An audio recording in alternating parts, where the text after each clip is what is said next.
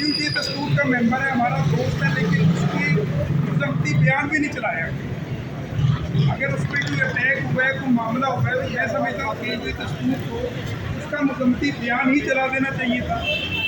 बस ये है कि छोटे छोटे मामला है, इसको ज़रा कंसीडर कर लें। हम तो आपके साथ हैं, आपके भाई हैं, हमेशा आपके साथ दस्ते बाजू बने रहते हैं और इंशाल्लाह आइंदा भी ऐसे बने रहेंगे। लेकिन छोटे छोटे मसाइल को बड़े नहीं है जी। मेरा नाम है। आवाज़ नहीं आ रही जोर। हाँ सही है ना जोर। लाइव सदर हूँ।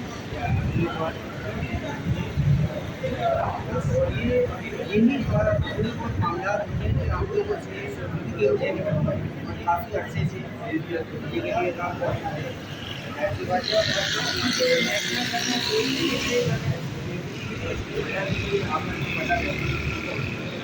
ये चाहते हैं कि कम से कम हम लोग की मॉर्निंग में दवाई से दवा छूटी कैसे अच्छा रहते इतने सारे हुए कि किसी ने लिखा कि यार